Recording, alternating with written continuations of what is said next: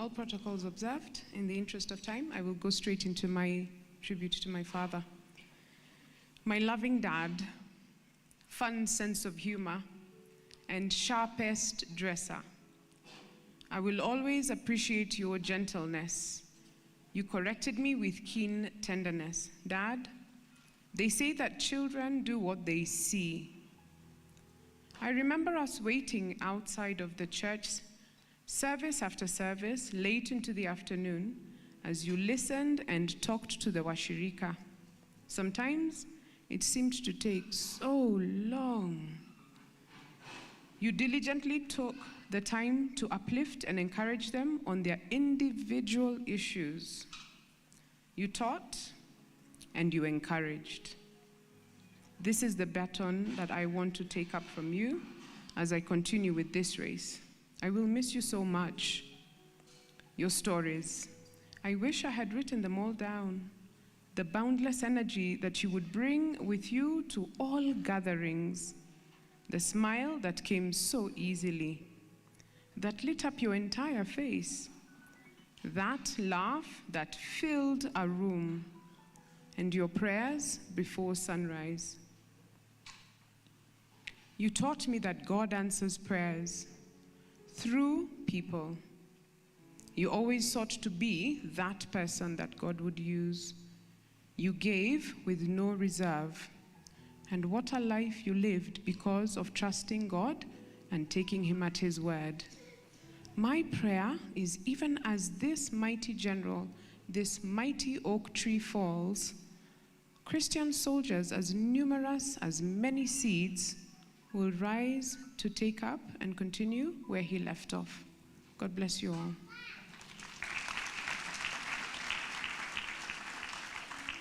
Praise the Lord. Again, the bishop was a strong man. He would take what you would share with him and think about it. He had a lot of time to reflect and to really concentrate and to really listen to you. A lot of that he got from my mom. My mom is a perfect listener and a perfect spiritual warrior. And she taught that to my dad. I watched her teach my dad to pray. Please, ma'am.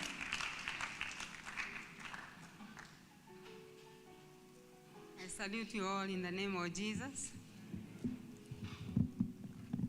And I thank you for being our pillars in our moment of challenge.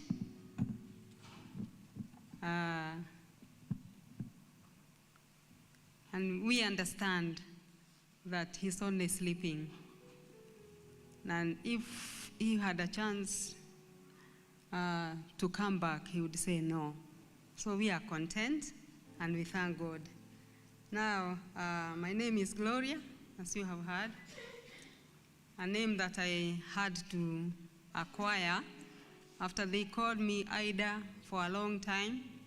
And when I was fighting spiritual warfare, I could find that I have many shortfalls and the enemy is using those shortfalls. And then as I sought the Lord, he helped me to know that even a name, the name we carry, can alter our characters contrary to the gospel. And I asked him to give me a name, and he gave me the name Gloria. Name Gloria means glory to God. And that's what I want to do the rest of my life for his glory. Amen. Because he alone is worthy. I want to say a few things about how I met my husband. I was a teacher at Nakuru, and there was a fellow teacher who joined me. And we was, in those days, I think we loved the Lord more than we do now. And we would share together and talk. And his name is Festus Mwakoma. And he would say, if I was ready to marry, I would marry you, but I'm not ready. So I'll introduce to my friend. His name is Karanja. He's a preacher of the gospel. I'll introduce you to him so you can marry him. And I would tell him, I'm not even ready to get married, so it's neither you nor him. I want to serve the Lord a little longer.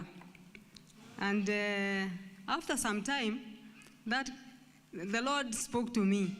Maybe you have seen that in the small book. And he said, I want you to begin to pray because I want to bless you. And I kept praying. I was praying in the Spirit because I don't know what is this that God wants to give me. Maybe he wants me to go to university. I wanted to go to the university. And then after praying for some 3 or 4 days, praying in the Spirit, very earnestly, after school, school was half day those days. Then I asked him, Lord, what do you want to bless me with? He said, I want to give you a husband. And I was shocked because I didn't have friends that I could say, maybe so-and-so or so-and-so. And after some time, this friend came to visit the teacher, came to visit Festus Mwakoma, where we were teaching. And the Lord had told me that day, we were fasting and we were praying so that the school children would also know the Lord. And that day, we went to pray at his house. And then that day, the Lord said, today you will see him. You will see the man I'm giving you. And I was thinking, maybe I'm going crazy or something.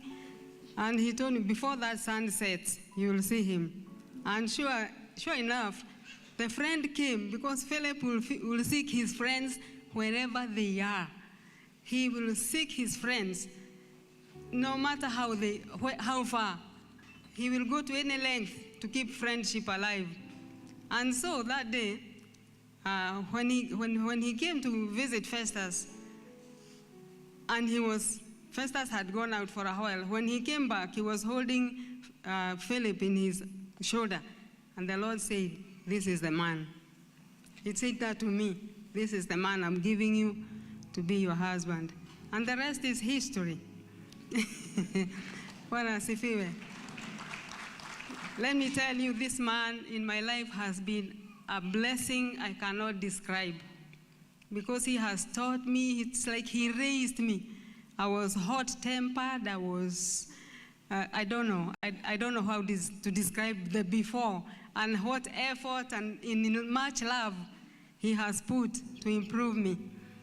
One of the things that used to bother me a lot about him is his generosity.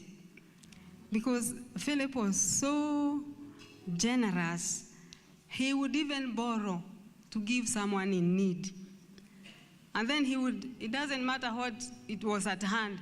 I remember he would sometimes give away my clothes, because the one he wants to bless is a lady. So he cannot bless that lady with his clothes. So he would take mine.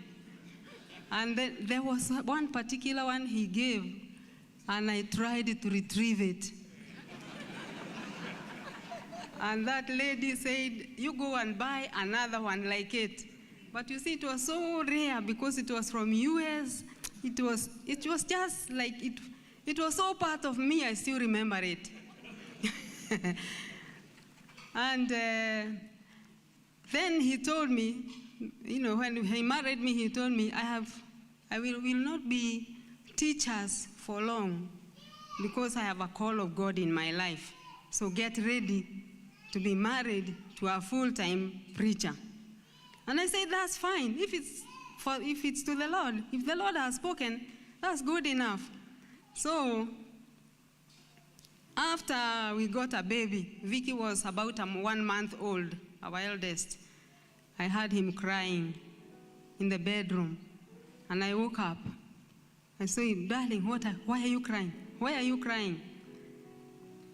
He didn't say, but when he woke up, when he stopped, he showered and he took a letter. He was drafting a certain letter, and he took it to the teacher's office.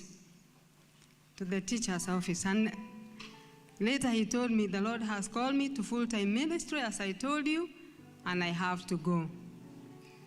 So I told him, I release you. Go and serve the Lord. The Lord is sovereign. And he has been a preacher since. And the Lord blessed him. The Lord opened doors. There was a little struggle after answering that call of God, because in those days, the teacher, if you are if you are employed as a teacher, you would get, they would pay for your house rent, but if you are married, they wouldn't pay for you.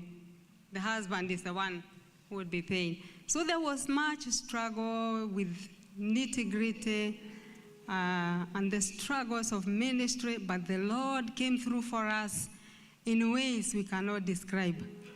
And I will miss him, but I'm asking the Lord, as he has said in his word, that he is husband of the widow. Now I'm married to the Lord. And I don't think I will need too much sympathy. Even in the house, you know, as you people have been praying, there is peace in my heart.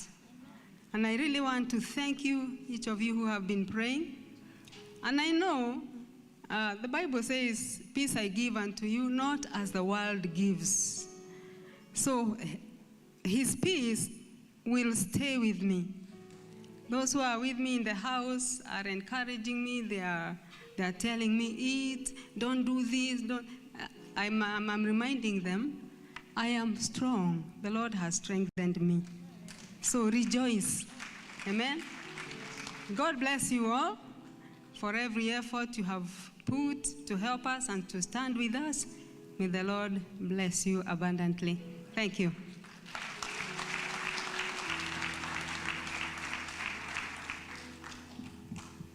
We thank Mama very much.